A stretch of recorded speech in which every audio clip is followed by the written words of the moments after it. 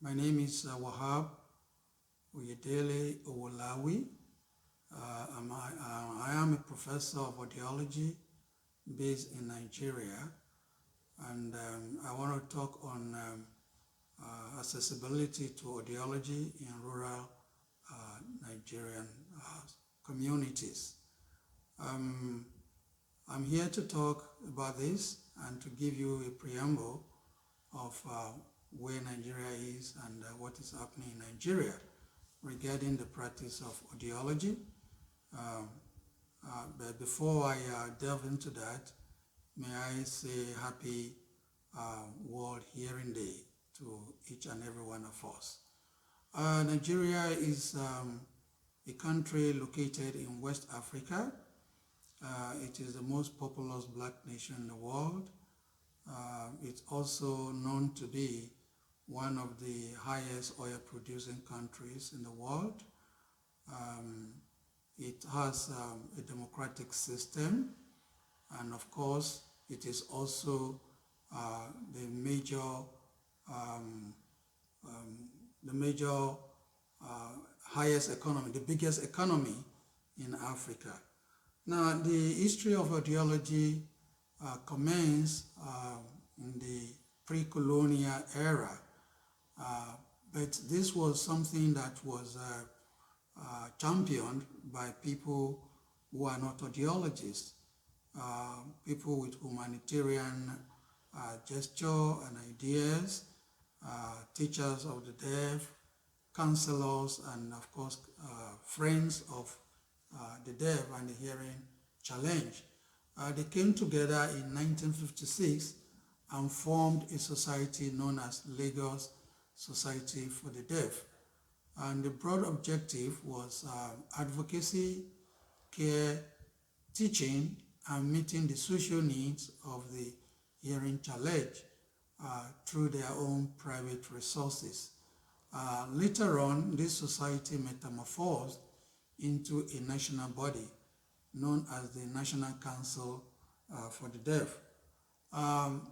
The first institution that actually brought on board the study of audiology, even though it was located in the Department of Special Education and not in a medical or health institution, was in 1976, 77.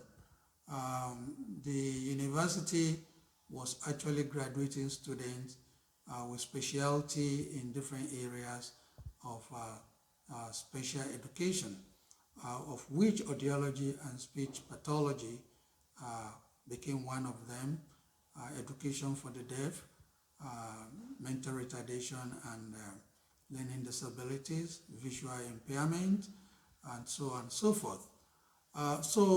In essence, the university did not have components which was quite essential, like anatomy, physiology, biochemistry, and all those things that will give the students a broad-based knowledge of the practice, since it is a health-related, medical-related discipline.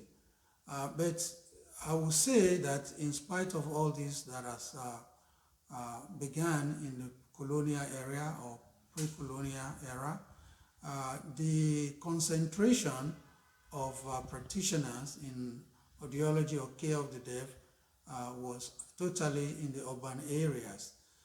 It is just of recent that a university has been has agreed to anchor a program in audiology, and that is University of Medical Sciences in where we call Ondo, which is Ondo State, one of the states in Nigeria. And as a follow-up to that, some other universities have indicated interest.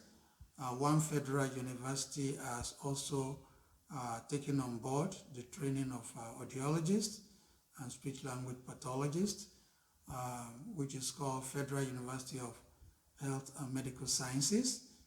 Two other institutions have actually clearly demonstrated interest in bringing on board the study of audiology. So in essence, what we are saying is that audiology is very young in Nigeria.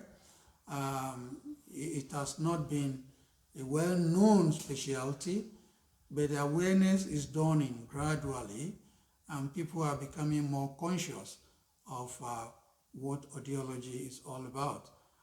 Moreover, since the WHO has actually given us a figure in 2018 that 8.5 million Nigerians have a disabling hearing loss. So people are becoming more conscious, people are becoming more aware, people are asking questions, and people are actually seeing that audiology is a very relevant healthcare profession which they need to patronize. Then it is also on note that the number of audiologists in the country will begin to rise as from maybe in 4 or 5 years down the line because more institutions are coming in. And those who are in practice, either in a university teaching hospitals or in general hospitals, are also located within the urban areas. So accessibility of people in the rural areas to audiology is almost non-existent. But in the curriculum that is being developed, community hearing screening in the rural areas is part of the curriculum, and I'm sure with time this will be more widespread, and people in the rural areas can enjoy audiological services. Yeah, in the internet, we know this is the era of internet and telemedicine or teleaudiology, but technology in that aspect is yet to be fully developed, so we cannot access the rural areas in a very robust way. But I can assure that with the training coming up in different universities, things will get more improved, and the rural areas will benefit from audiological services. Thank you very much. Thank you. Bye.